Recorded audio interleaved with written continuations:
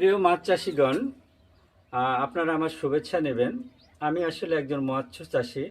আমার নাম ডক্টর অক্ষয় কুমার সরকার। আমি ফিশারিজের উপরে পিএইচডি, চিংড়ি মাছের উপর পিএইচডি করেছি প্রাণীবিদ্যায় পড়াশোনা করে। কিন্তু এর চাইতে আমার মূল হচ্ছে, আমি আজকে দেখেন আমাদের একটা ফার্মে এসেছি। প্রায় এটা আমার 200 বিঘা ফার্ম।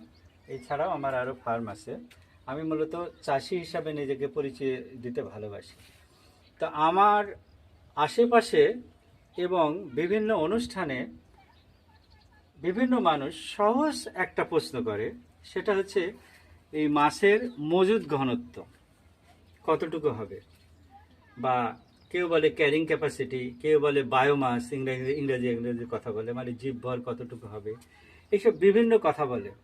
তখন কেউ বলে শতাংশ কতটুকু মাছ উৎপাদন তৈরি করা যাবে, এরকম নানান কথা বলে।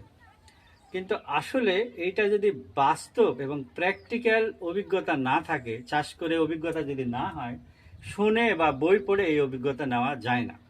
যেমন আমি বলি, আমার এই গ্রামে এই পুকুরটা দেখছেন, এই পুকুরে সব সময় 7-8 ফিট পানি থাকে। তাহলে এখানে আমি রুই কাতলা সব মিলে বিঘা প্রতি 400টা মাছ ছাড়ি। এখন এখানে আমি কেন ছাড়ি, এখানে আমি সব বড় বড় মাছ ছাড়ি, ঠিক আছে? সবগুলা কাতলাগুলা 1.5 কেজি প্লাস, রুইগুলো 1 কেজি প্লাস, মৃগেলগুলা 700-800 গ্রাম, আর এই বিঘের টিকেট এগুলা একটা দুইটা করে এরকম সিলভার কখনো একটা দুইটা দেই, কখনো দেই না। তাহলে এইটা আমার নির্ভর করছে আমার এই পুকুরের পরিবেশের উপরে। এখানে ক্যারিং ক্যাপাসিটি, বায়োমাস, হ্যাঁ, এইগুলো আমি চিন্তা করি আমার অভিজ্ঞতার পর। পাশাপাশি আমার এখানে আর একটা পুকুর আছে, আমার এই একই পাশে সোলার বসানো আছে, দেখেন পিছনে সোলার আছে।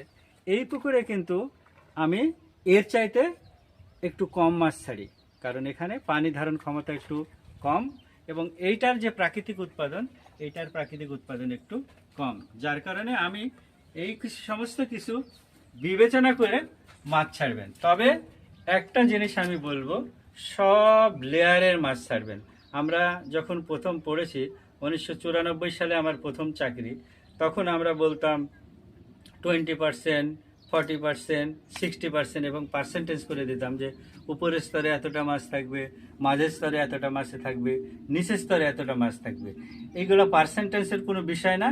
এখন আপনার অভিজ্ঞতায় পুকুরের ধরন, পুকুরের গঠন, পানি ধারণ ক্ষমতা, মাটির কোয়ালিটি, প্রাকৃতিক খাদ্যের উৎপাদনশীলতা, এইগুলোর উপর বেসিস করে আপনি 390 থেকে 400 বা 420 এই বড় সাইজের মাছ ছাড়বেন। তবে মেন টার্গেট থাকবে আপনার রুই, সেকেন্ড হচ্ছে কাতলা, তারপরে